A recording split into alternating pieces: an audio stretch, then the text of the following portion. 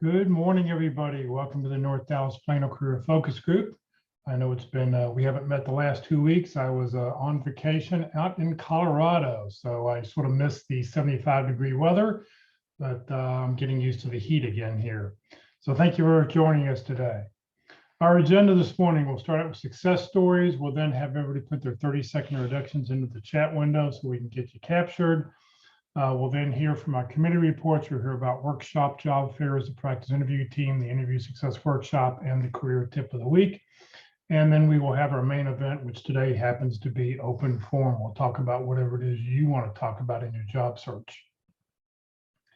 For those on Zoom, if you will, please use the open up the chat window and you can enter any questions you have, or today being open forum, you'll be able to just unmute your mic and ask your questions, and we'll get those things. We'll get anything you want answered for you. For those watching on Facebook, please just enter your questions in the comment field, and we'll get those questions answered for you. Please note this event is being recorded. It's currently live on Facebook. The recording will be on the Career DFW Facebook page and the Career USA YouTube channel for others to view in the future. By participating in this event, you give consent for your name and picture to appear. Please note that any comments you put in the Zoom chat window will not appear in the recording.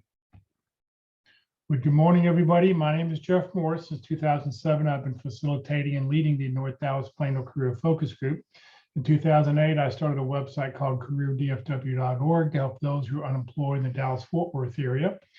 In 2012, almost 10 years ago, I launched careerusa.org to help those around the United States. I have written a book called What I've Learned About Your Job Search that you may not know. It is available on Amazon, or if you see me in person, I always have copies with me in person. And since 2017, I've been a member of the practice interview team. You'll hear more about that in just a moment. Well, we'd like to start the meeting off with success stories. Do we have any good news? Anybody out there have news to share? Going once, going twice, anyone? All right, we'll move on. Well, what we'd like you to do now, if you will, open up the chat window, and we'd like you to put in the chat window your name, comma, phone number, comma, email address, position you're looking for, and 2 or 3 target companies. I will get all this information. I will put this out to everybody this afternoon. And, you know, we ask that you look over the list. Number one, you should connect with everybody on LinkedIn that's that's here with us this morning, and look over the list and see, is there anybody here who you can help? Do you know somebody who works at one of these companies? Do you know somebody who can maybe help me get a lead, that you can get them a lead in someplace? So if you will, name, phone number, email address, position you're looking for, 2 or 3 target companies, and then hit the return key. Also, I use this to update the roster. So if you don't put any information in, I don't know you're with us today, and you won't get any of our emails. Please do that so I can update the roster.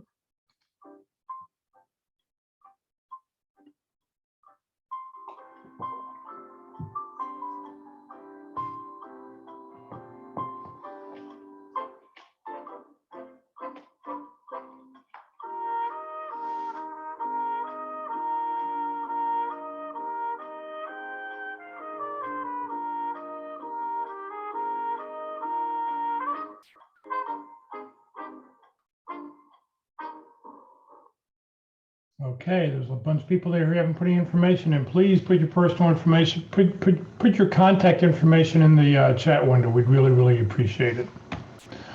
If you know somebody who's unemployed, if you're not familiar, please check out the Career DFW and Career USA websites. Both sites are totally free. There's no, we don't collect any personal information on the websites. It's just there to help you as an unemployed person. One of the things you'll find on the Career DFW calendar, if you live in the Dallas-Fort Worth area, is calendars that have all sorts of events. Pink events are job fairs, blue are networking meetings, purple are all the webinars that are happening. So there's a color code at the very top that you can help you with that. So be sure to check out the calendar. There's a lot of great information there that can help you in your job search. All right, it's time to hear about the practice interview team. Good morning, Mark. Oh, hey, good morning, Jeff. And I'm looking forward to today's session. I always like the open forum sessions. I do have one thing for you guys to think about.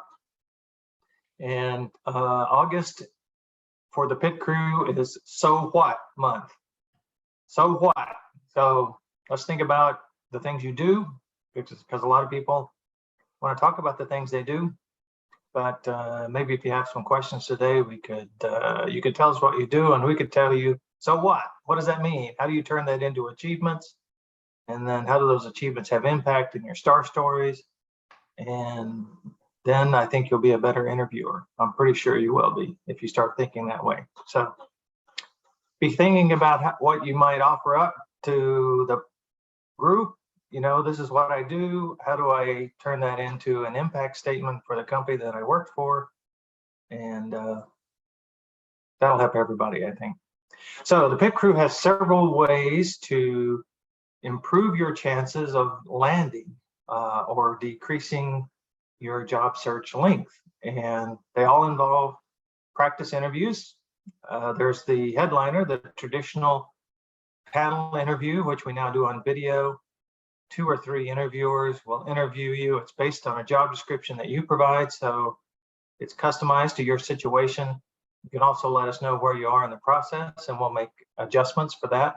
Where you are might be the first round or the 5th round, or interviewing with the CEO to make the final decision. Whatever your situation is, we can handle that. We encourage you to practice early in your job search process. You can practice even before you have an opportunity that you're pursuing.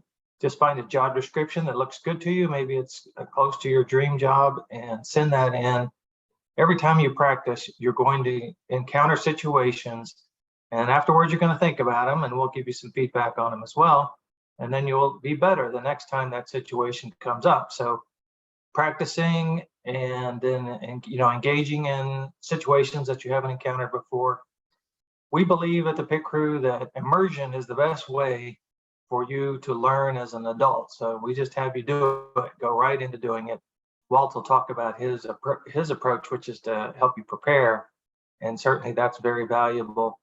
The pit crew is all about the moment of the interview where you're on the spot to answer a tough question. How are you going to do it? So that's what the pit crew traditional 2-way interviews are about. And the 2-way means there's people on both sides. We also offer a 1-way interview, which means there isn't another person on the other side. It's just a bot. And I got to say, those are very awkward. And so the pit crew's goal is to get you kind of familiar with how these tools work. So I give you the questions in advance. There's only 4 of them. You engage the tool with a link that I give you, and then you answer the 4 questions. You get 3 minutes each. And then afterwards, you get a video, and you can practice again if you don't like how that works out, how that looks, until you feel comfortable with it. Nobody will see that video. Once we get the process started, it's completely confidential. And so if you want to sign up for a 1-way interview or a 2-way interview, just send your request to dallaspitcrew@gmail.com. And if it's a 2-way video interview, include your resume and your job description. And when you're available in the next couple of days, the next 2 business days following your request. So it takes a little bit of time to get everybody's schedules lined up. So sometimes we can respond very quickly, but it's better if we have a little more time to give the volunteers a chance to see the email and respond. So there's the email address. There's my LinkedIn profile as well. I encourage you to link in with me. Please include a message. I'm really only open now to link in with people who are in the job search mode. That's my focus. And so, random people who may find me and want to link in with me, if they don't include a message about how we met, then I'm not adding them to my network. So just include, it doesn't have to be very long, just very brief. We met at the North Dallas Career Focus Group, virtual meeting on Friday. That's good enough for me. And I'll add you to my network, and that'll give you more contacts to help you find supporters inside your target companies. I also offer one other thing for those in job search. I do coaching, just a little bit of coaching. And a little bit of coaching means I coach on one topic, and that's how to answer the question, why did you leave your last position? Or it may be a series of positions where you had 3 or 4 contract jobs in a row or something like that, and you're a little bit concerned how that might reflect on you. So let's have a conversation about that, and we'll figure out how to answer that question in a very brief and positive and constructive way. And we'll also talk about how to answer any follow-up questions that may be generated by your situation. So it's very unique to you. We'll do it on the phone. It'll be a confidential discussion. And sometimes it takes more than one session, but we'll work it out. And then when that question comes up, you'll be able to handle it with brevity and confidence and go right past it.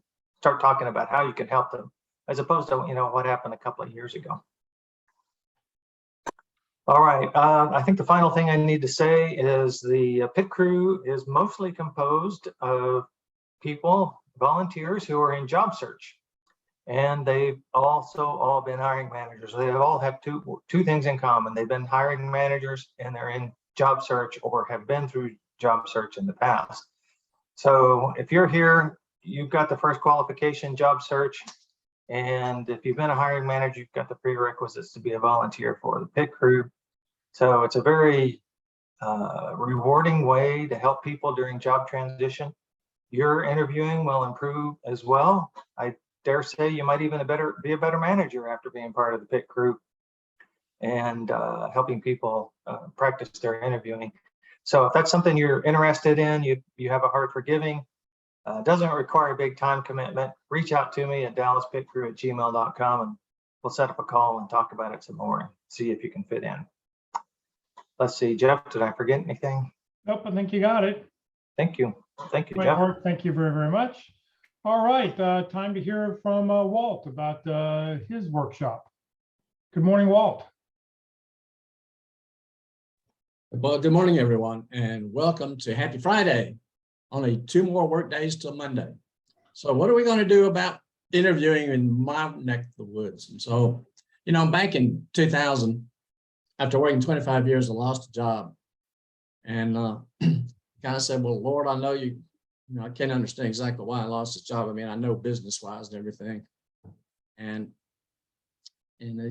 I went through an interview and I flunked it really poorly. And I'm saying, well, why am I going through that? Well, you know what? It took 16 years for me to change from why God to what's next, okay? Why God doesn't make any, you can't ask that question, okay? We don't understand God's reasoning. So we can forget that question and just go on to, well, what's next? Now, it took a while for me to learn that. But I do an interview success workshop. I said, okay, God, now I understand. You did this back in 2000 so that I would do a deep dive. I would understand about interviewing and look at the basics, the fundamentals of how we can prepare so that I could do this now in retirement and after I'm not working and after my wife's passed away. So God made me do it. That's the only reason that comes forth as to why in the world do I do this kind of work. Well, I love to help people too. And so as I was looking around at many of the job candidate search help organizations, I found the pit crew, loved it. I thought that was fantastic. It's great. Heartily support it. Would love for everybody to take advantage of that. I also said there's something missing from my perspective, and that is I need help just to get started, to get prepared, and to understand what's going on here. So I went to the fundamentals, and I developed a model called I Am, I Do, I Help. We are selling, and they are buying. Who we are, our characteristics, our soft skills, our personality, culture fit, values fit, and what we do, what is our experience, what kind of activities can we do? Project managers know how to project manage, right? And then I help. So we want to combine who we are with what we do to achieve results for them, which is why they're hiring us in the first place. So I developed a workshop, very informal atmosphere. I did not want a mock interview. I wanted a learning interview. So I put that together and said, all right, I'm going to help with the 12 basic categories of questions. We'll discuss options, ideas, structures, strategies, and how we might answer. To answer a question is 3 parameters: who's asking, what the question is, and where you are in the process. Answers can differ, so we have to make a decision. You can't memorize an answer always to be just this way. It makes a difference on who you're talking to and where and when. So I'll put together the workshop. So you have to be registered to attend. Look me up on LinkedIn on my About section. that QR code on the screen. It will begin an email to my walt_glass@yahoo.com email address to say I'd like to register for the workshop. So it gets you started, makes it easy for you to participate with that. It's not quite like clicking a button, but it's the next best thing. So I'd love to hear from you. I usually do the workshop on Tuesdays from 9 to 11 Central Time. It's all online, but it is in a fun feel. Let's just learn. Let's get together. Yes, well, I'll video you. You're going to get 5 different files. You're going to get a video and a handout over everything, and a handout a lot of the things that we talk about. You're going to get your video itself. So you're going to get a lot of information that you can carry with you for the next time or for a refresher. There's going to be a lot of information covered, and it'll all be captured for you to use in the future. So all I have to do is just sign up. Come on down. We don't have to have stress. We don't have to have fear. We can have learning without squirming. You practice interviewing to learn. So by the hiring manager, you won't be burned. You're not here to be drilled. You're not here to be grilled. In fact, you won't even be billed.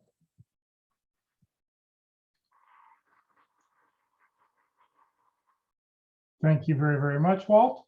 All right, it's time to hear the career tip of the week. You can find the career tip of the week on the Career DFW or Career USA website. There's a new tip every Saturday afternoon.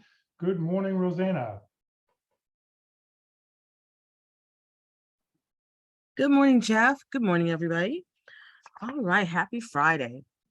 Well, this week's tip of the week is dated August the 7th, and it's called Your LinkedIn's Network Huge. Here's why it's a red flag. And this article is by Larry Robertson. There's a virus spreading that isn't the one that you're thinking of. Instead, it's the profusion of the I'd like to join your LinkedIn network requests that seem to be daily bloating your inboxes, at least for his. Rather than the volume requests itself, the bloat of the time waste that they bring, that's what's really important. I look at each and every person to confirm whether or not I know the person. And when I do, I try to gauge the value that we bring to each other. Even when I do know someone, I take the time to dutifully do the housekeeping of formally saying, no thanks, or telling LinkedIn, I don't know this person, all in an effort to keep my inbox or account and my network clutter free. Nearly all of this could be avoided if the sender did something that most requesters we connect with never do. They never tell you why we should network. For me, LinkedIn is a tool I use to manage my network. That's what the platform's initial purpose, and for me, it's still a highly valued one. But I have to work to make that, I have to work at. I consciously treat it as a place for professional exchange, for my continued career learning, and to keep the modern version of my work Rolodex clear. Striking the balance, I also consciously do not treat LinkedIn as just another social media platform. If I did, I would quickly dilute the very thing that makes it valuable. And one of the quickest ways to thin its value is to connect people simply because they sent you a LinkedIn request. Not everyone sees it this way, and many don't because they seem to have a very different impression of what a network is and can do.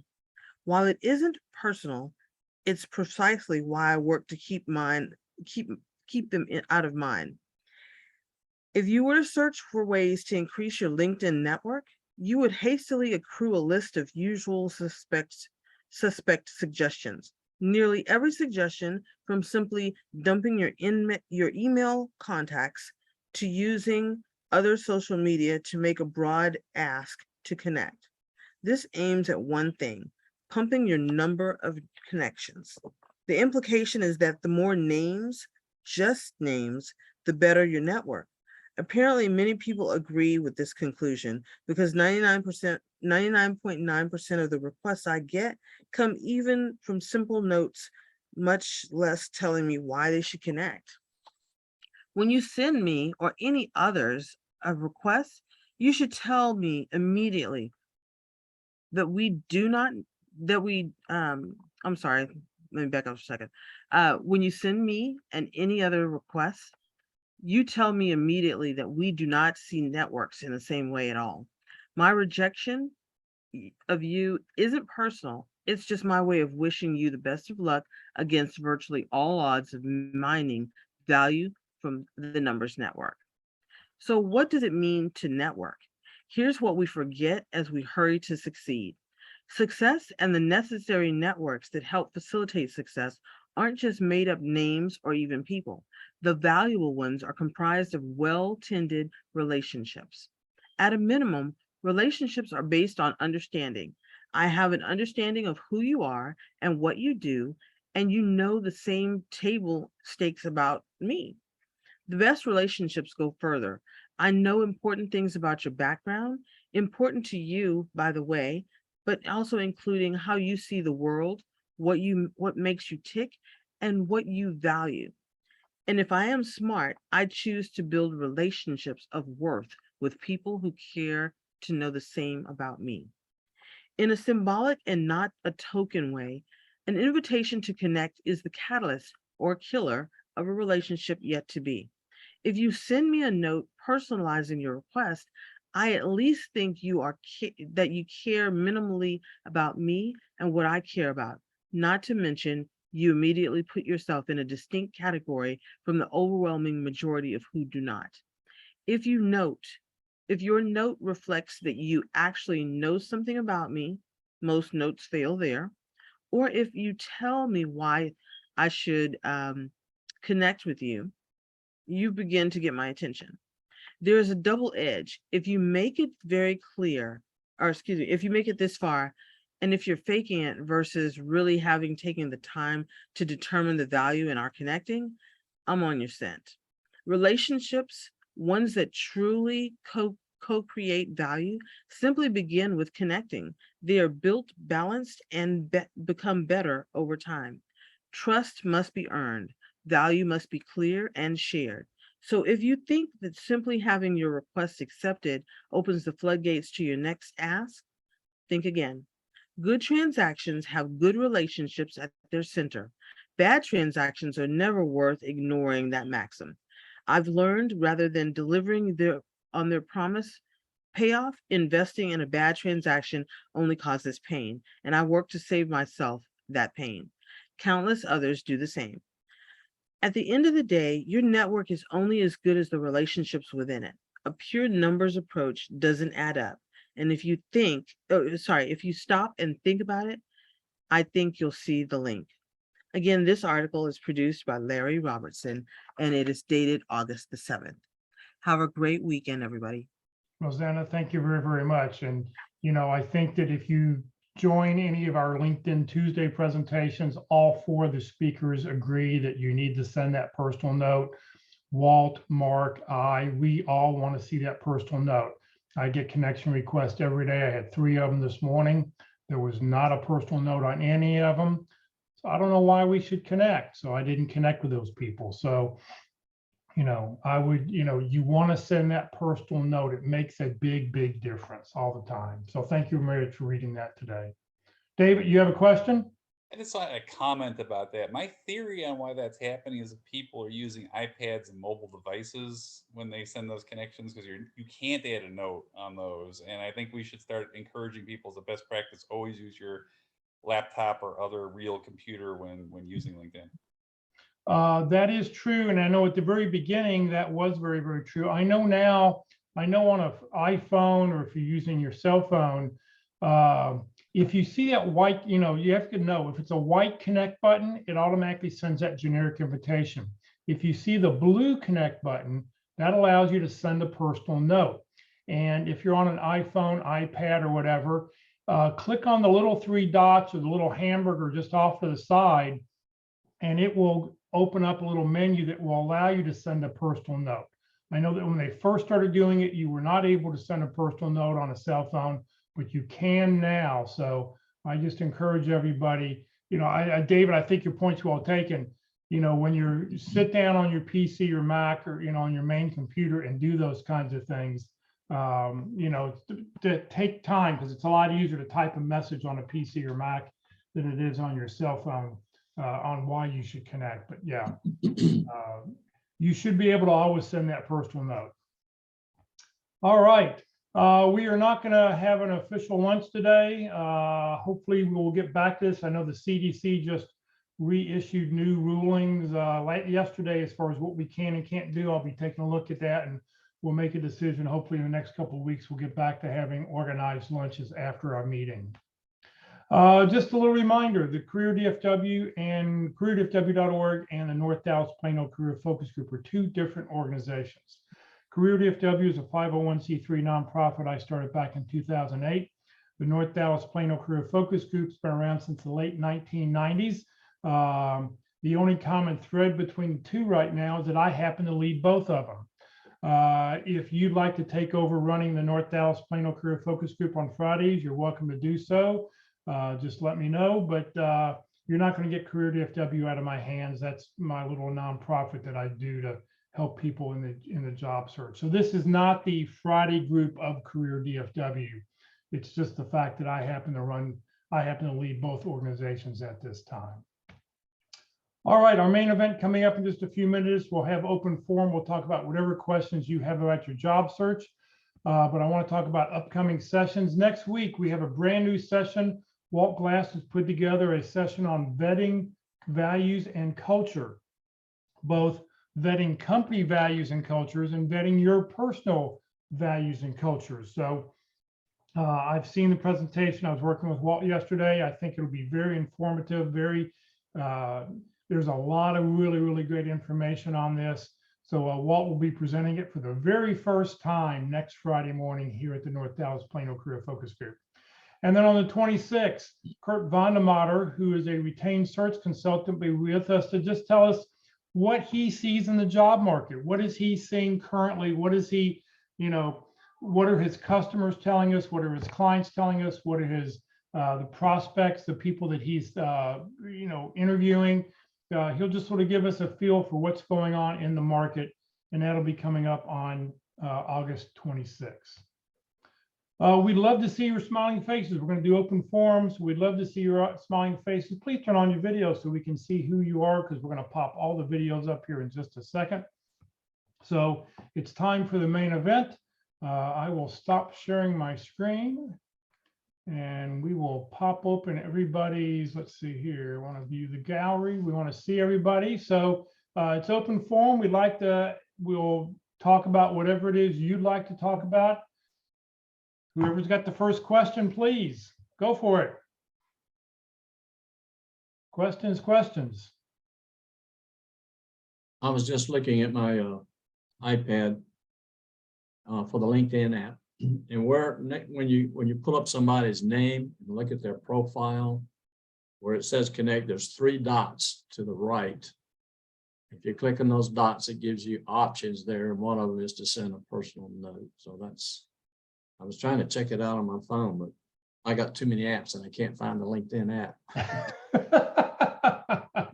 How many apps do you actually use? We all have hundreds of apps. About 8%. Right. So what kind of questions can we answer for somebody on their job search? Oh, this can be a short meeting. I can tell. I have that feeling. How many people always send a personal note when you send a LinkedIn request? How many people send that personal note? Glenn does, Steve does. See a couple hands up. And like you, Jeff, if I don't get a personal note, I wait and then just ignore it.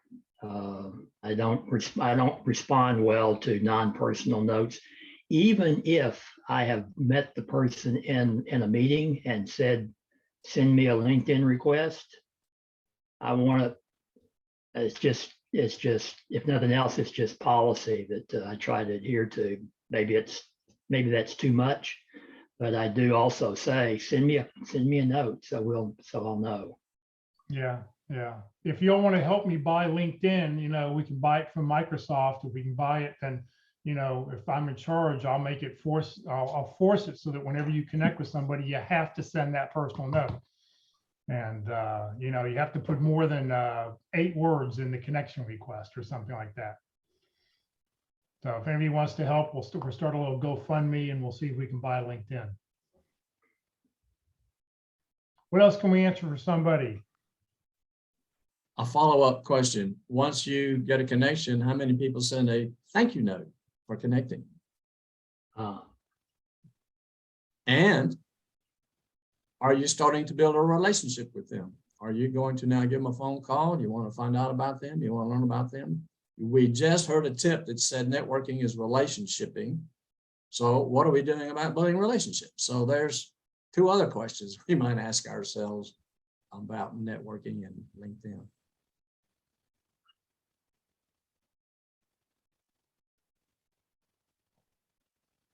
Okay, what can we answer for somebody in their job search? Question you have?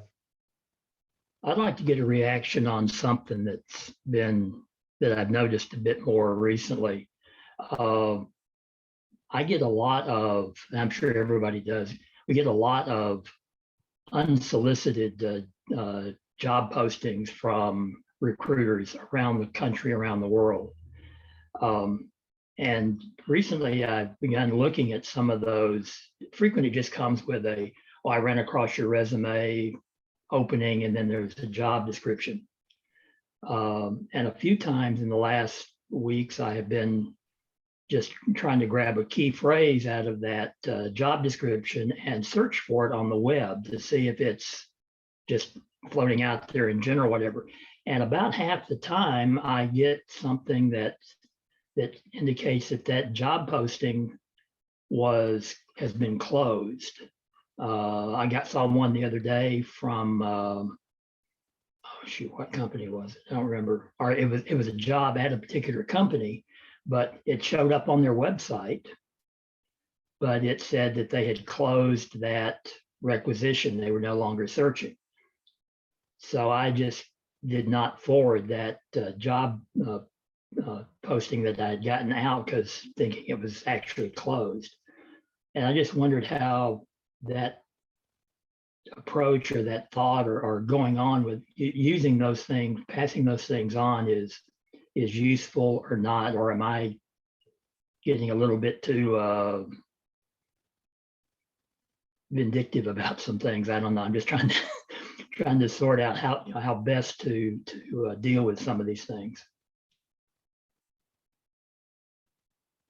Comments from anybody?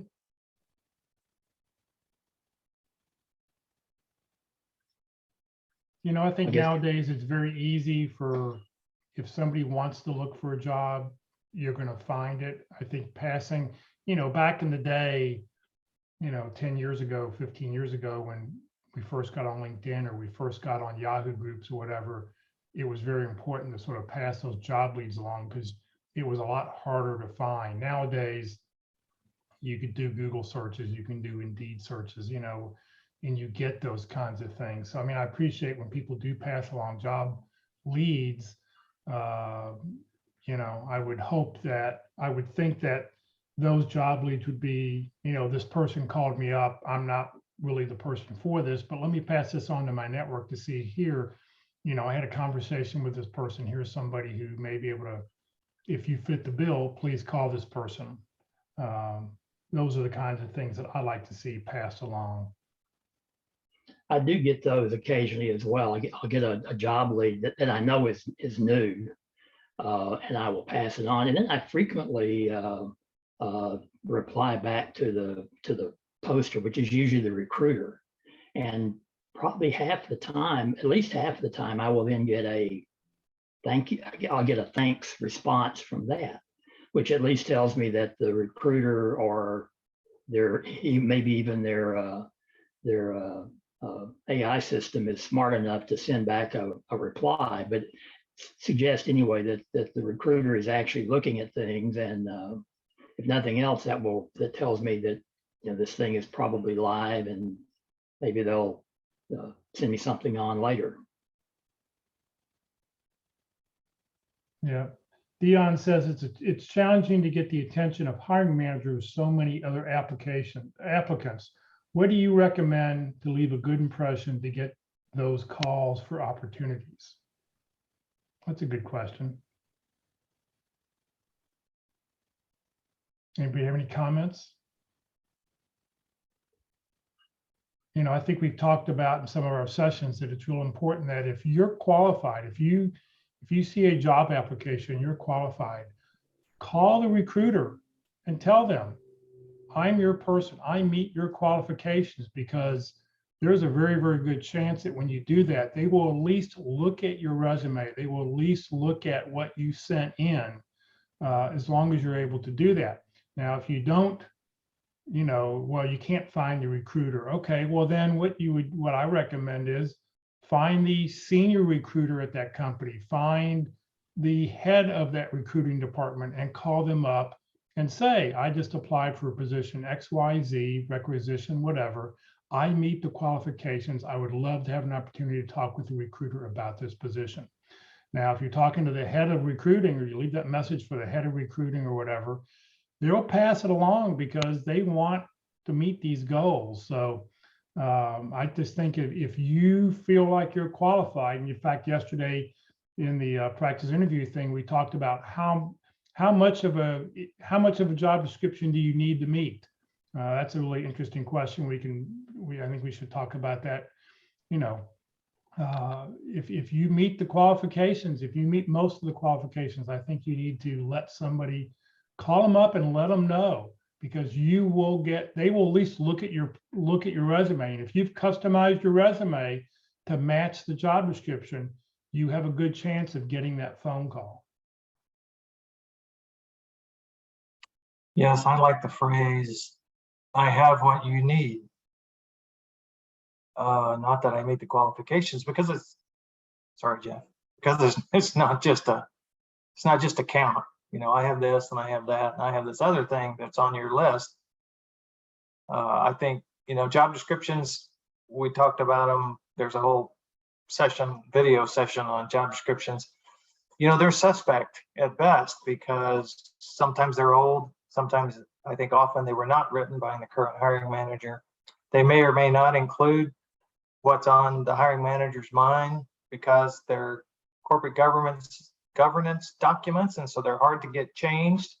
And so, you know, I come down on, if you meet 50% of what's on that list, then, you know, the other 50% you may meet as well. So go ahead and apply, or try to reach out, and then tell them you have what they need, which means you may have a few things that are on the job description, but you have other things they may not even know they need.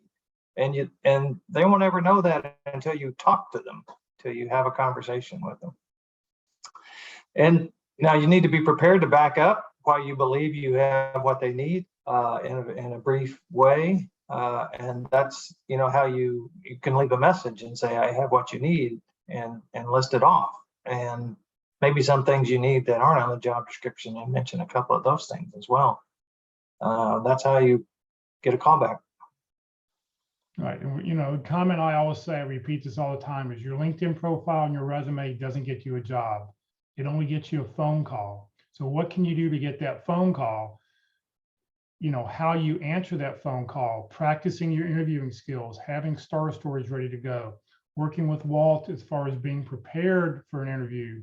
Very, very, very important, because if you get those skills down pat, when they call you up, you're ready to go. So, you know, your resume and your LinkedIn profile just gets you a phone call.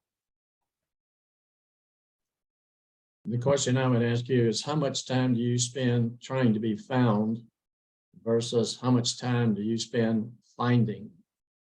And then how's that working out for you?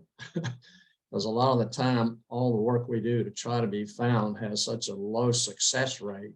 While you should do it, you should not just eliminate it, but it's night and weekend work. It's only maybe 10–15% of your time. And once you get your resume and your LinkedIn set, stop doing version 79. I mean, it just gets kind of ridiculous after a while, right? So then spend your time finding. Jeff, isn't it you that tells the pizza story getting noticed? Oh yeah, Jeff Crilly talks Jeff about, Crilly. yeah, he sticks Yeah. his resume, stick a resume on a pizza, and you put a note saying, I know this is cheesy. You send a cheese pizza. I know this is cheesy, but after you eat this pizza, please take a look at my resume. You know, Or you can attach your resume to a trash can and send it in and go, you know, I know my resume is going to land up in the trash, but please read it before you throw it away.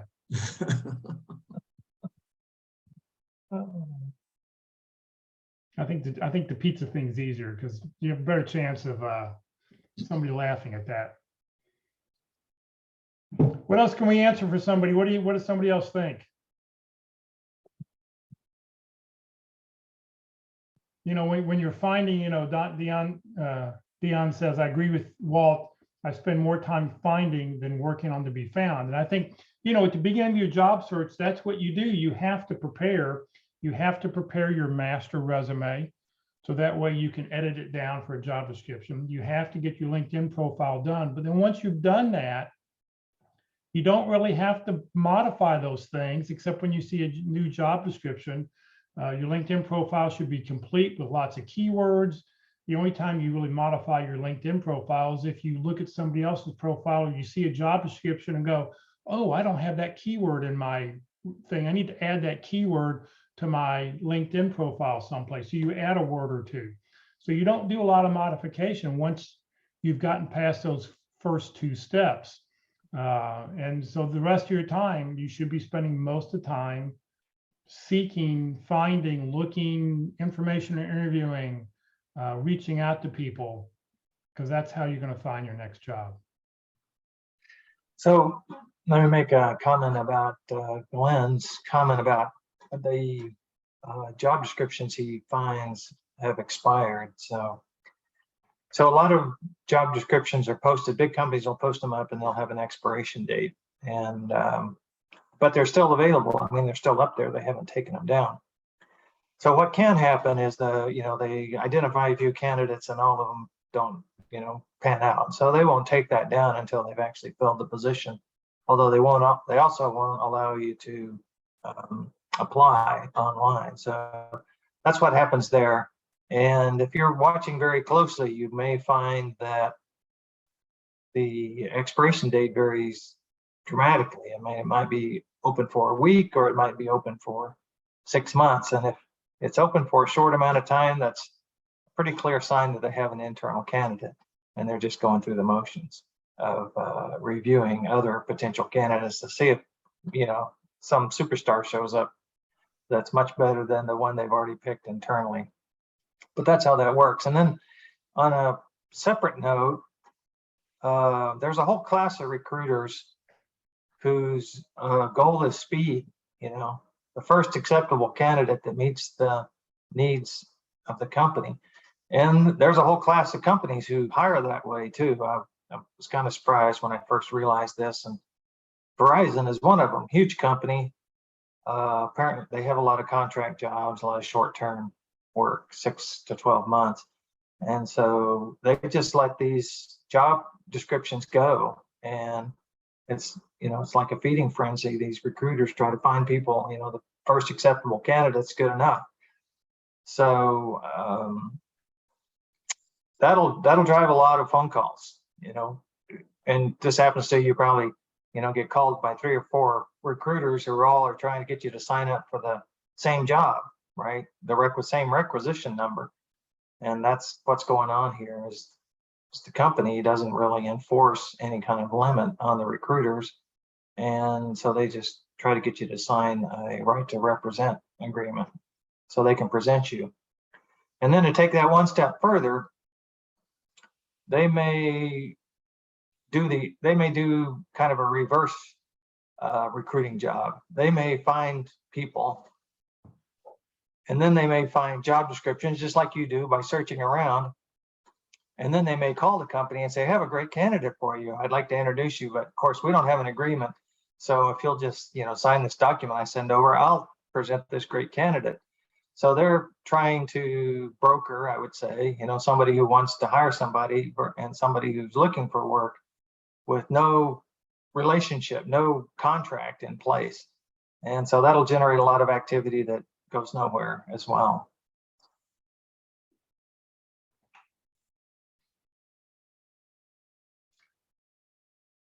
Any other comments about that? If you didn't see in the chat window, Rosanna put a really good she put what she puts when she sends a connection request to everybody. She said, I always send a personal note. And she says, I usually have 100% acceptance. My note is, hi, so-and-so. I'd love to connect with you as an HR professional, share my trends or resources in your field. If there's anything I can do for you, please let me know. Thanks in advance for the connection. I look forward to our future friendship. And then she signs her name. So that's a great note. If you're not, somehow save that. If you're not using, Microsoft Notes, if you're not using something to be able to save these little notes real easy, it's an easy way to do things. Have a Word doc you can cut and paste and just put those kinds of comments in there. It's a great way. Rosanna, thank you for sharing that. It's a really good way to do things. You're welcome, Jeff. Also, I have a comment. If people aren't using hashtags is another great way of finding a hiring, I don't want to say a hiring manager, but it is somebody who's hiring. So if, say, for instance, you're in LinkedIn and in your search bar, you go into hashtag all caps hiring. You can, I was just in there right now looking to see, okay, in DFW, if you just scroll through, there's a lot of different job postings. You just kind of see a whole variety. But then if you take your target companies and do, like, if we were looking at the company Target, put in hashtag Target and look at the drop down of what all the choices are. So you could look at hashtag Target careers, or if we were looking at Disney, hashtag Disney, or hashtag Disney jobs, hashtag Disney careers. I mean, look at the drop down of what the choices are. Look through those, and what you're going to find is whoever the poster is. If they're saying, I'm looking for a systems engineer, you're seeing the name of the person who's looking for the systems engineer. Reach out to that person. That person's the hiring manager, or is the poster for the hiring manager. Yeah, great tip. Good tip. All right, what else can we answer for somebody? Questions, suggestions, problem you're having in your job search?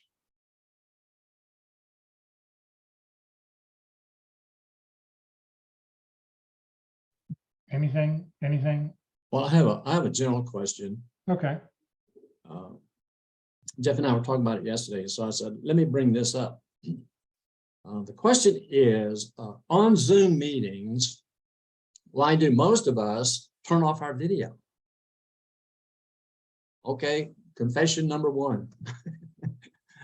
I'll turn it off because I've heard Terry Sullivan 18 times. I don't need to hear him another time, but I want to be around later on just in case. I want to hear what he has to say, but I don't want to engage, which is a fault. I don't think I should be doing that. So I will confess first about why I turn off my video.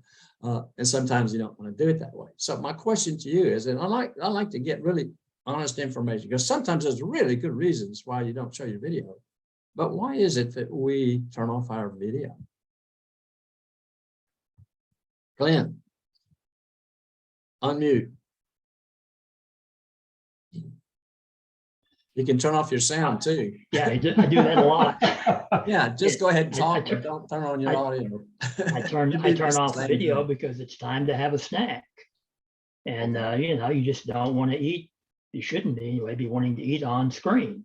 We all forget, we do it, but still, And so you got sometimes- multitasking on your resume, right? Exactly. Sometimes you want to attend the meeting, but you don't want to have to get dressed. You want to do your home meeting. So there is that. And then just some of us have faces for radio. So that's. Okay. Others? Well, if you have a face for radio, we've seen you in person, so we know what you look like. So, you're on your picture's Yeah, on that's true. LinkedIn, so you can't, unless you don't look like your picture on LinkedIn, we don't know.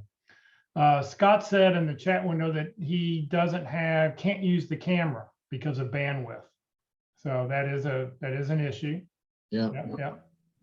I have to turn off a lot of the other stuff on my computer for exactly the same reason. I have to basically shut down my browser if I'm going to turn on Zoom and use the camera and the audio. Right. Oh, Scott said these are 4 separate reasons. Doesn't have camera, can't use camera, not dressed, and bandwidth. So he's got 4 reasons for it. So David, you've got your hand up. Go ahead. You can unmute your mic. Yeah, I wanted to agree with what Jan just said. I don't want to be a distraction to others. I also believe I have an interview process right now where they've not been using Zoom at all. They've been doing old-fashioned phone calls. I actually think people listen better when they're not focused on all the noise. We live in this world of infinite content, and I think that that's a severe issue. And you know, I don't want to contribute to that. And I think a lot of people are also introverts, and you know, I try to limit the amount of my screen time. I'm also, you know, I don't know in this particular situation. I know you're recording this, but I don't know how it's going to be used. So whenever I see the record button on, I'm always off camera. Period. David, could you turn up your volume a little bit? Nah, it's a problem with this computer. Yeah.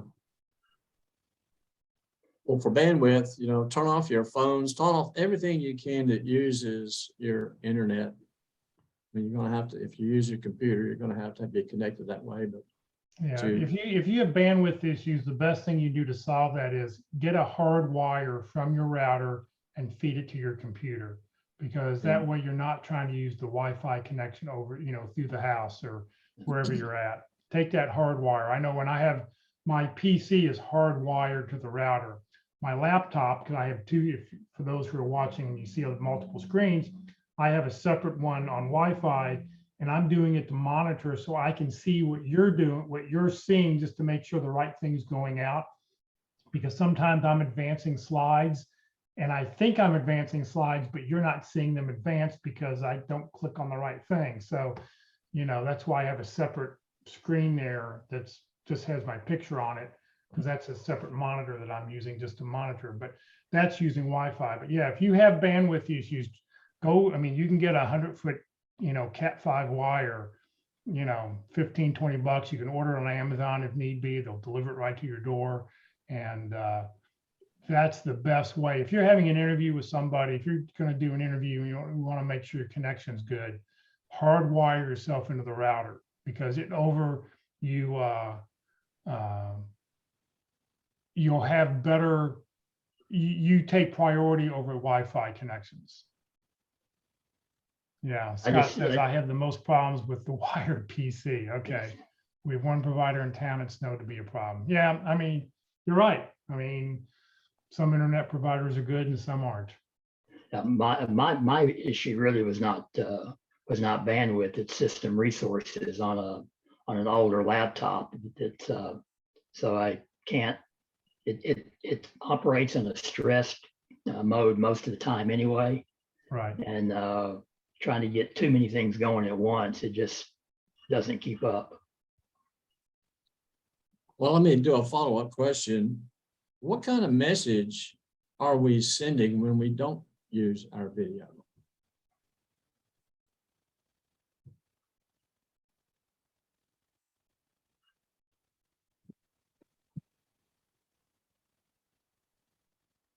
Sometimes it could be perceived as a way to just keep hands off. You know, it's a long distance. David's right about to some extent about the introverts. Those of us who still have some of that left around. It's just we just kind of want to be able to come and go on our own and don't really want to be observed doing what we do all the time.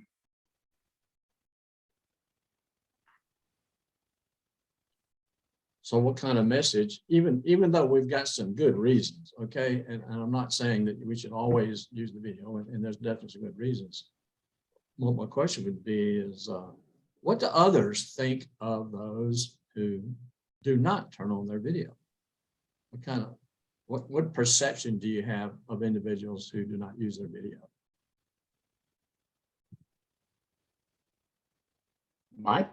Well, I guess the one question I have is, are you really there?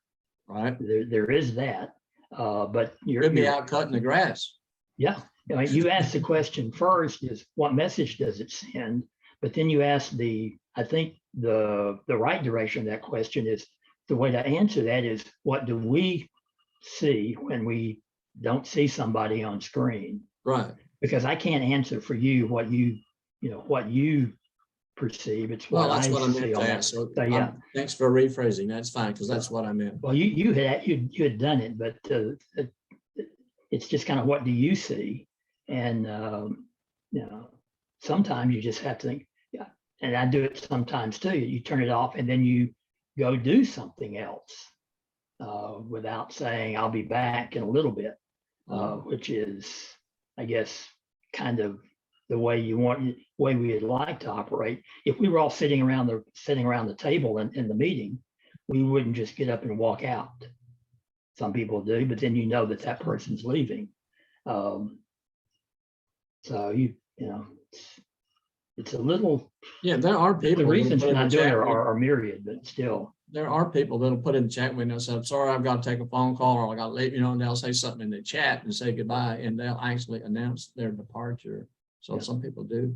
Yeah. Do that. Yeah, There's a well, guy in one of the groups that I attend who gets a lot of phone calls, and he will frequently just mute his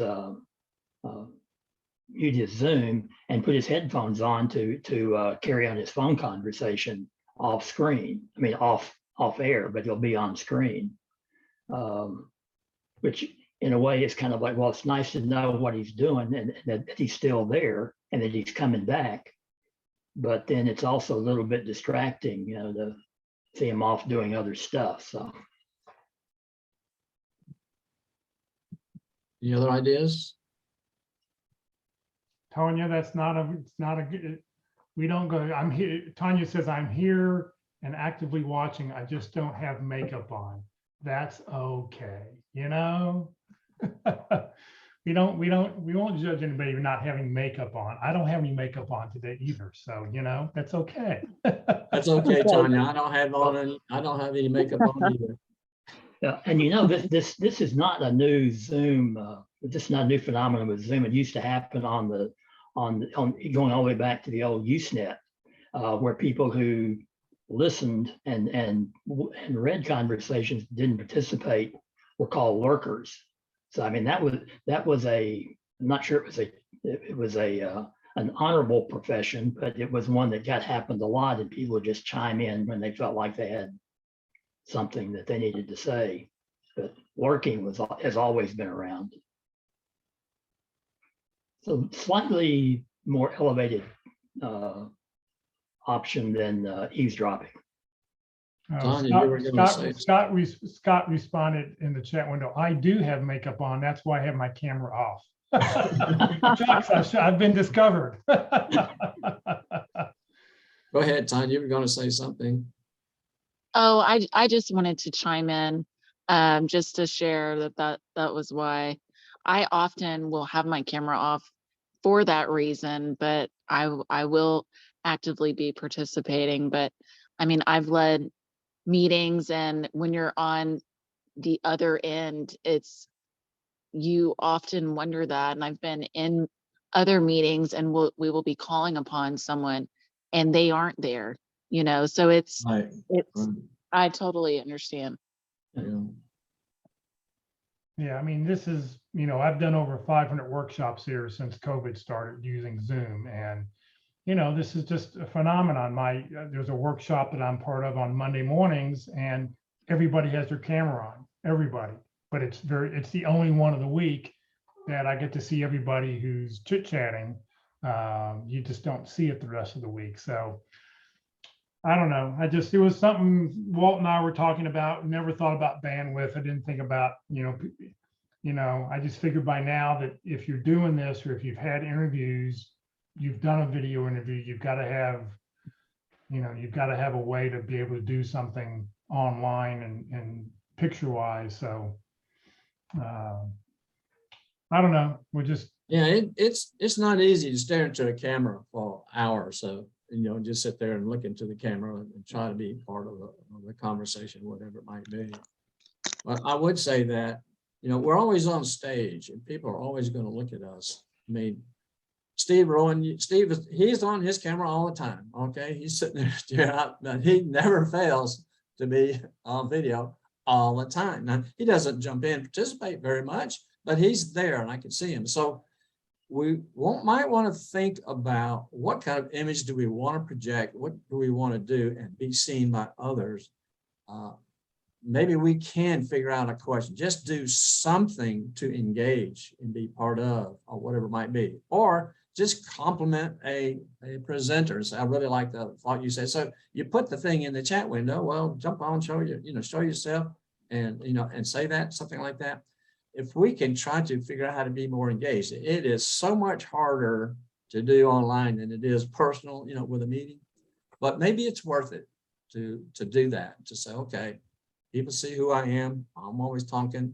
I'm volunteering to do things. Rosina does the tip of the week, things like that. Those might be things that might help us in our job search. So just a few thoughts. In the meantime, I got to turn off my video. I've got to go get a drink of water. And if you have a tough time remembering where your camera is, print yourself off a little smiley face. I put a hole in mine, and then that way I can put it right over the camera lens, and I just remember here's where I need to look at. So, I've got a little smiley face right up next to my camera that reminds me where to look at and to remind me to smile. So just something to think about. You can print them off really small if you've got a laptop or whatever, but just something to think about. I don't know. We just like to see your face. It's when you're leading these groups, and as Tanya said, she's led many meetings. It's a little frustrating when you can't find everybody, you can't see everybody. So, well, in meetings like this, where you're having conversations and this, and I think it really is important to be able to see who's there. And a lot of times during the meetings, though, when it's just when it's a presentation and there's been and you're doing screen sharing, sometimes that for me especially, being able to concentrate, I'll turn off mine, and I don't mind if other people turn theirs off, because I'll frequently look away from the screen so I can concentrate on what's being said and be able to look back and see what's there.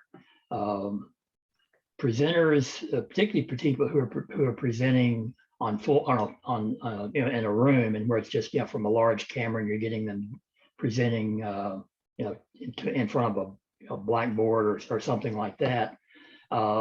Their movements, their particular nervous habits, whatever, can become distracting from the presentation. So you have to, for me anyway, I have to do something that focuses me back on what's being done. I do the same thing with music. I have a hard time with live presentation of music, because all the other stuff around it just distracts me. So I frequently, close my eyes and just listen to the music. So it's, but it's, all personal and how you absorb that information. But for meetings like this, I think it really is important. all right. Well, we were just wondering what else can we answer about some of these job search question you have, Thomas? Hey, yeah, I'll come on video. Thanks for taking my question. So I have a scenario for you. I had an interview, virtual panel interview on Monday, July 25th. They told me they were interviewing all week. I had opportunity to pick the spot, and I picked Monday. They were interviewing Monday through Friday. I sent a thank you note right after my interview. They actually acknowledged my thank you note, which was cool. And then the following week, which was last week, I hadn't heard anything. I reached out on Thursday, and then the scheduler of the interview, who was also a part of the panel, she engaged me on Friday and said, "Hey, we'll keep you posted." So now another week has come by, has come and gone. Do I hit him with another message? So that's question A. Do I hit him with another message? Just to, I don't want to stalk. And I've had people say, no, let it go. But, another week has come and gone, and I don't want to become irrelevant. Answer. Anybody like to comment on that? I can give you an easy solution. When you talk to someone, so I'm talking with you, Thomas, and you're saying, I'll keep you posted. That's okay. And Thomas, when when should I hear back from you? When should I expect to hear from you? So you can give me a time frame. It's okay. And if I don't hear from you by that time, can I give you a call? Now I've got permission to call them on a certain date on their agenda. I mean, my train of thought is, once a week, you follow up once a week, you continue to show interest. And until they get that restraining order against you, you just continue to, once a week's not too much. You're just doing it email, or if you want to call, if you have a phone number, you can call them up, that's fine. But, you're just expressing interest. You're just saying you're still interested in the job, if there's anything new you could share, if you happen to see an article over the last week, hey, I just saw this about your company, really exciting that this is happening. I really look forward to being a part of it. Just show some enthusiasm, and you just continue to follow up once a week. And like I said, Walt's suggestion is get that next step. If you're going to call and leave a voicemail message, oh, I'm really sorry I missed you. I tell you what, I'll call you next Wednesday at 3 o'clock. And you call them next Wednesday at 3 o'clock. And if you get them next Wednesday at 3 o'clock and they don't answer the phone, oh, sorry I missed you. I will call you I'll call you next Monday at 10 a.m. in the morning. And you do it at 10 o'clock. At some point, they're going to go, okay, this guy's persistent. I've heard of some jobs, that's what they're expecting. They want to see, especially if you're in sales or something, they want to see if you'll follow up and if you will actually say what you're going to do. So, some people use it as a test. So once a week, I don't think is anything wrong, unless they say, give us a couple weeks. We've got people who are on vacation because it's month of August. We're just trying to, we're not going to make it, give me 2 weeks before you call me back. But, take Walt's suggestion. All right, good. Part two of it is, and I was planning to do something today. Like I said, I've gotten a number of pieces of advice, so thank you. And those are great suggestions, so thank you very much. Part two is I actually prepared, and this is purely conjecture because I don't know exactly the role, right? I mean, I have an idea of the JD and went through the JD with them in the panel interview, but I actually prepared like a one-page kind of an exec summary of what I thought would be the first 90 days in my mind, what I thought would be the first 90 days. Would it be acceptable or appropriate for me to drop that in that email? I don't have a phone number, by the way. So would it be acceptable for me to drop that in an email, making reference to that, just kind of saying, hey, this is what I think the first 90 days would look like. Obviously it's open to your interpretation and revision, but I just wanted to, let you know that this is what I was thinking. What about that process? What's your thoughts on that? Anyone before I answer? Well, your 90-day plan needs to be pretty specific about how you think you can help them on the first 90 days. That's exactly how I wrote it. It's not an orientation plan. Right. It's here's how I can help you right away. Yeah. And it was based on, I asked them, one of the questions that I asked them in the interview was, how could I be your ibuprofen? What are 3 things that, challenge you, right? Are challenging you right away if I were to come into this role, and I actually used the phrase, how would I be your ibuprofen to solve those 3, and they gave me, so I took that and then I created this 90-day, document. I just don't know if I should send it or not. It should be short. It should be scannable. It is short, and it's actually got a little chart on it too. It's visual, Yeah, so it's kind of. If they only read every other line, yeah, your message still gets through. So you would send it? Yeah. Well, there's another approach that you might use. That number one, when you send these follow-up emails, the worst thing you can do is just checking in to see what the status is. Okay, that's not what we want to do, because they ain't got time to answer all those kind of emails. And so we give them a compliment when we talk about something. I like talking about this. I'd like to discuss this with you further, or something like that. And so one option for you just says, send in that email. I said, based on our discussion, I have developed a 90-day plan as to what I think would be specifically good to help you. Initially, I would love to talk with you about it and just offer. I would rather discuss it rather than just send it. So I start with, let's talk about it and discuss it rather than just give it away. The second thing is the line between you telling them how to solve their problems without hiring you and then hiring you. Okay. So you don't want to give away the farm, so to speak. So you don't want to tell the solution more than you really want to focus on. I can help you achieve these types of things. And they'll want to know, well, how would you do that? So don't give away your methods and your intellectual property on your processes and how you use your expertise. But you can do it, kind of find that line in between. So that's my thoughts. Okay, thank you. So I have a question. So, I mean, it's what Thomas brought up. He said he had a choice of anywhere from Monday through Friday to do this panel interview. What would you do? What day would you pick? If you had 5 days to pick, would you want to be at the beginning, in the middle, in the end? When would you want to be interviewed? So I'd like to ask those people who are out there, what would you pick? And I will say, pardon me, I'll say that I wanted to pick for Monday because I wanted to be the first. I literally picked the first slot. There was 3 slots on Monday, and there was 3 slots a day, Monday through Friday, starting on July 25th. And I really wanted to set the bar high. And the interview was supposed to be 30 minutes. It actually went 45. I actually said to them, you know, I know because they sent me the invite. It was Microsoft Teams. They sent me the invite. The timer popped up, and I said, hey, I know we have to go. And they said, no, this is fine. They actually kept me longer. I wanted to set the bar high. So that was my philosophy. So. Okay.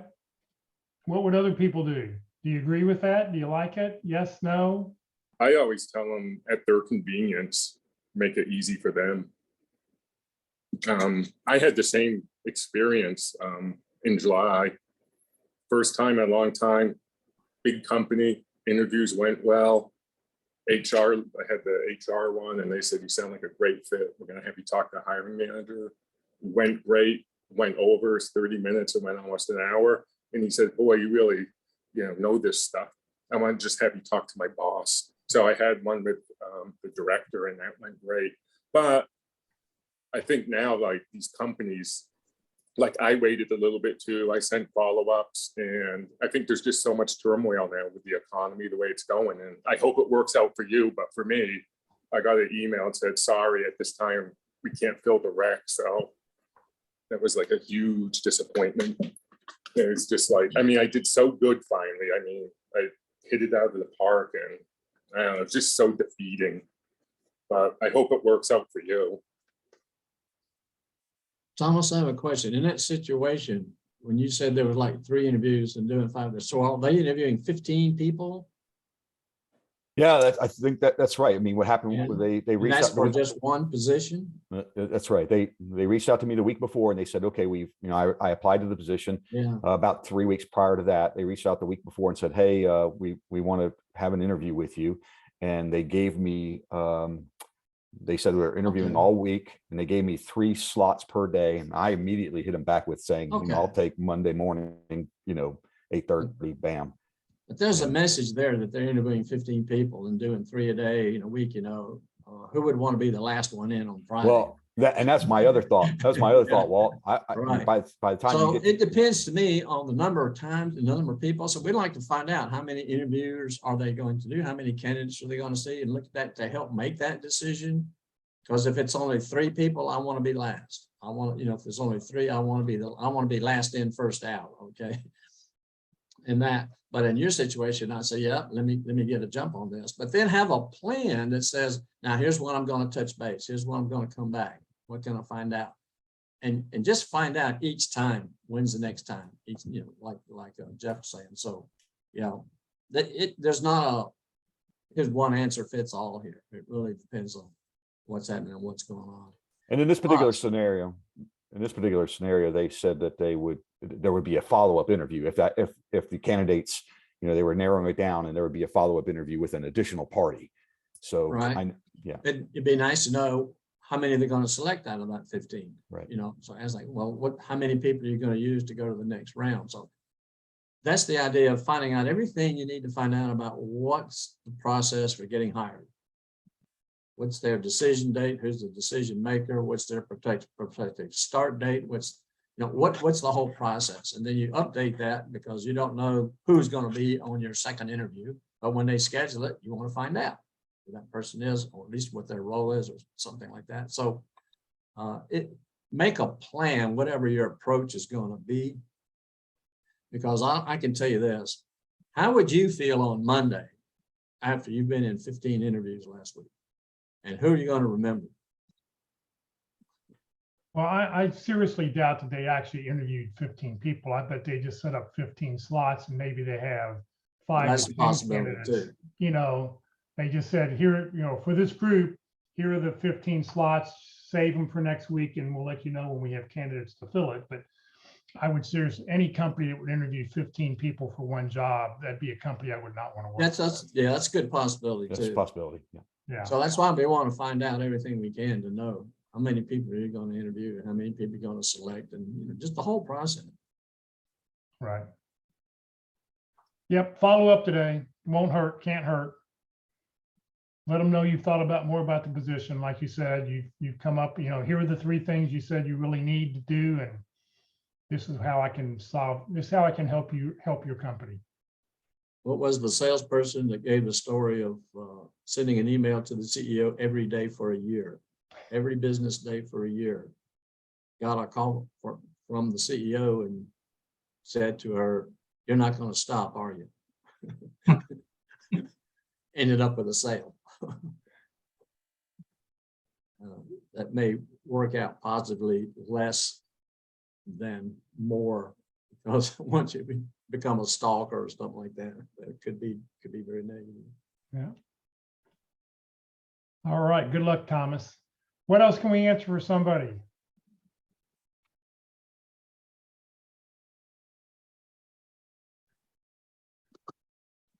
David, just let me let you know, David, because you say like you don't know where this is going because you see the record button on. All the recordings that I do, as long as the speaker says it's okay, goes up on the Career USA YouTube channel. So currently we've got like 390 videos up there, and people can go back if, you know, they don't tend to go back and watch open forum, but you know, if there's a speaker and they want to go back and watch a presentation, you know, they're all up there for people to see. So that's what happens to them. We don't do anything else with the videos. What else can we answer for anything? Anybody?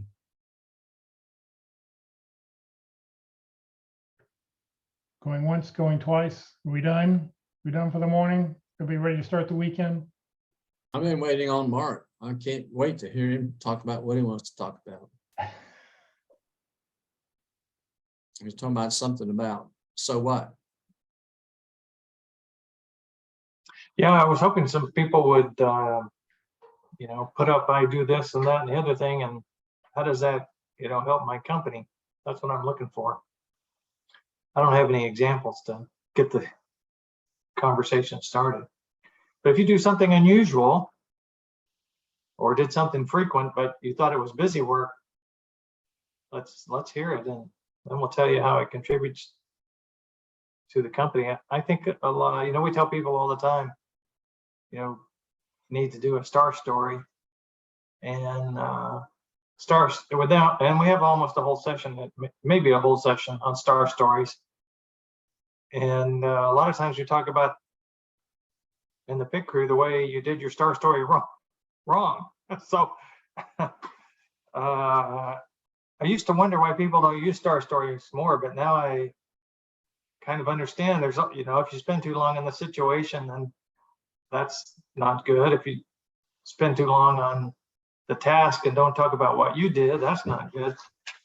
Now, and if you don't have a solid business contribution, that's not good either, right? It doesn't tell how you helped. And I wasn't the one who phrased this, but one of the regulars on the circuit for job search, you know, says, so what? You know, you say I did this and this and this. Well, so what? What does that mean? And so you need to provide the so what. Now I've also kind of learned that unless you've been a pretty high level person in a company, you may not realize that the thing you did every day, the thing, you know, the 100 phone calls you answered every day made a big difference. So, when I end up coaching people about why they left their last position, oftentimes we end up talking about, well, how did that contribute? And so they can say, when they explain why they left their last job, that they're proudest of this contribution they made while they were there. So if you got something you'd like to mention, I think we got people who can tell you how it works, how it contributed to the company's success. One of the things, you're playing the so what game, you're playing that so what game. Every bullet point on your resume, every bullet point you have on your LinkedIn profile, if it doesn't have a result, so what? I mean, that's what Mark's getting to. One of the things that I really recommend is all of your bullet points, you should have an index card for every bullet point you do. And I put STAR down the side of it, or it can be SAR for situation, action, result, or RAW, which would be result, action, and why you do it. And at the very top, you put what your bullet point is, and then you write out a little quick one line on each thing, so that when you're driving to an interview or you're getting ready to practice, you've got them right here. You can just sort of go through and go, yep, that's that story. Okay, I can review that story. And, to be able to go through and recognize things. So if you haven't gone through, grab index cards. I think it's because when you write something down, you remember it much better than sitting there and typing it in. And plus, it's really easy to sit there and you can just, wherever you're at, just go through and just cycle through your cards and go, okay, yeah, here's that story, or here's this story. Or take the stories that you think you're going to do, that'll be important to you. So I love the card, but yeah, that so what game is very, very important. You'll tell a story, and then in the interview, we're sitting there going, yeah, so what? And sometimes when we're interviewing candidates, like, so what was the result? We have to ask you that instead of you telling us that. Yeah. So yeah, I like to, and that means, so I did this. I answered 100 calls a day, and that means I freed up the executive's time to focus on what was really important. Or that means I was able to intercept those very important calls that needed to be escalated at the moment. I may have answered, 98 calls to be there when the 2 extremely important calls come in that allow us to satisfy our customer. So what? Yeah, so what? And that means, so when you say I did something, you can just add, and that means, and then you can tell the business impact. And that means, I've never heard that before. That's a good And one. that means, I try to do that a lot now. Like, we practice early, practice often. So what does practice early mean? That means. And what does practice often mean? That means.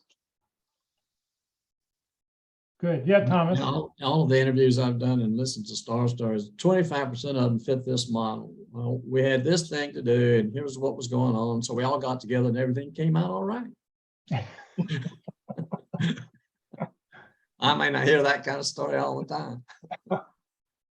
Said, well, tell me about all got together and tell me about all right. Yeah, and that means we got the $3 million contract. Yeah. Thomas, you had a question? I saw you had your hand up. Yeah, I actually had a comment, something that, and I actually had another interview this week in my market. It was an in-person interview, but something I've been doing, it's actually been working. I think it's helped me is in this, this star story. I've created this story. I've got this one particular story that I've been using, and I've talked about how it created a team. I created the team in my past. I created a team, and we came up with a plan to create a leadership concept with 4 pillars. I talk about the first pillar and what it resulted in, right? And what's happened in all the interviews I've had since I've started using this story is, this was by design, what's happened is I've only talked about the first pillar and the results of it. They've all asked, well, can you tell me what the other 3 pillars were? And I was prepared for that, but I wasn't planning. I stopped, right? And I let that pause go. And in every scenario in my last 3 interviews, since I started doing this, they've said, well, what are the other 3 pillars? So it's actually worked out really well. That's And that's great. where the so what Yeah, that's a great, I got them to, and it was cool because it went to another direction that it was not on there. Matter of fact, that panel, I had an interview this past Monday. I mean, he had a whole list of things he was going to ask me. I saw his piece of paper. He never even went down his agenda. He stopped after we got to that point. Great. Good or bad. I don't know if that's good or bad.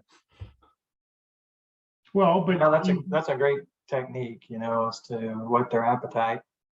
And they may not be particularly interested in it. So the other advantage is you don't end up talking about 4 things they're not interested in. You Right. just talk about one thing and then you move on.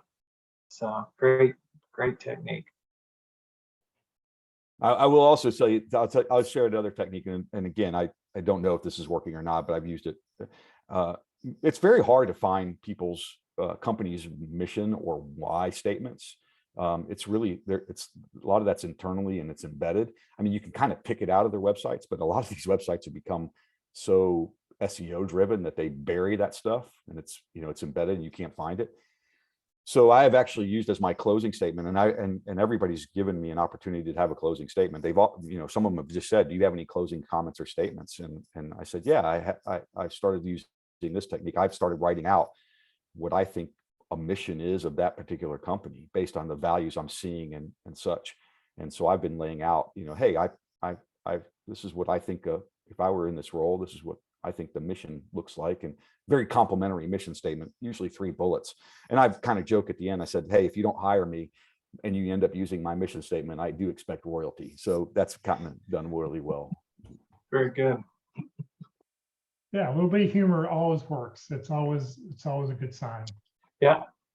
I think an underappreciated aspect of interviewing is your motivation, your statement of motivation, which is why this company, why this job, and why now. And the why now means why in your career does this fit in.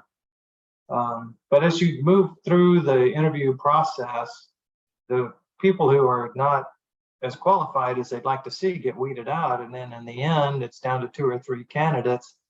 And your motivation, your desire to work there, just your desire to do the kind of work they and the help that they have and help them in the way that they need is a very powerful contribution to the decision to hire you. So I think Walt covers that a lot in his workshop, don't you, Walt? Yeah, you're muted there. Yeah, quite a bit. Because your opening statement, my opening statement, while they have a little bit different content, they have the same essential elements of what we want to do. And we want to answer some questions very briefly. We don't go a lot of details. It's got to be short. But yeah, why do you want to work here? I mean, let's go ahead and give them 2 sentences, maybe 3, on the job itself and the company very much. And that that you can't wait to get started. That's your closing at the end. It's you're excited about being there, all that sort of thing. So yeah, who was it that was got the job? Y'all know him, Jeff and Mark.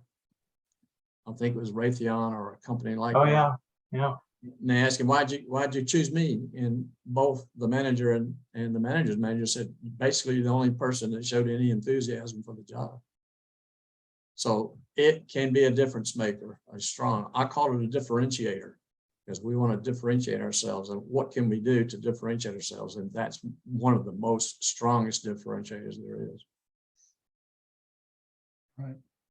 All right. Well, it's 11 o'clock. I think we're going to stop here. I think some really good discussion.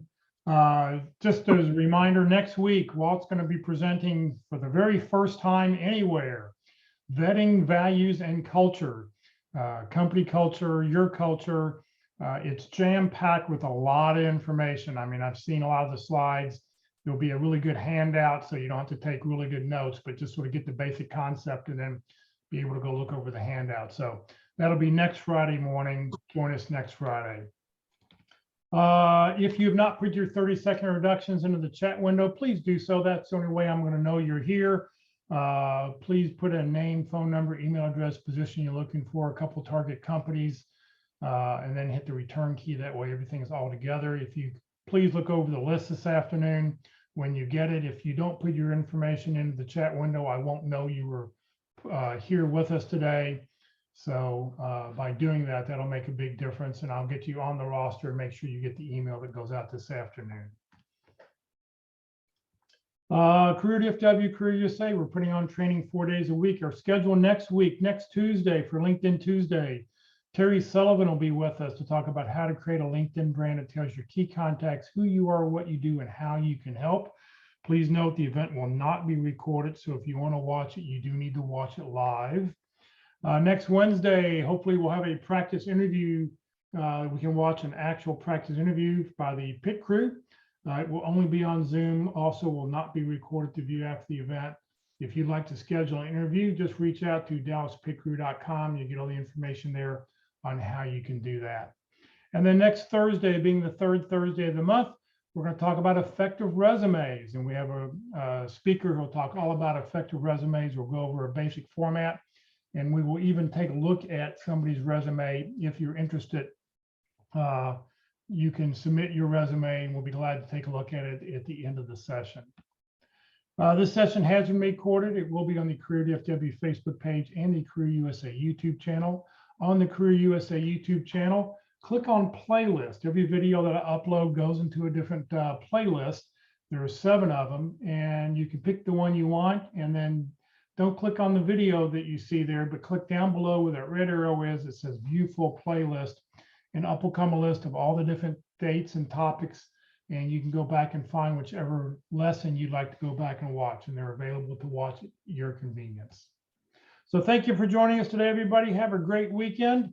I see the weather's going to be back over 100 degrees here in the DFW area, so enjoy the heat before it cools off next week, and we'll see everybody next week.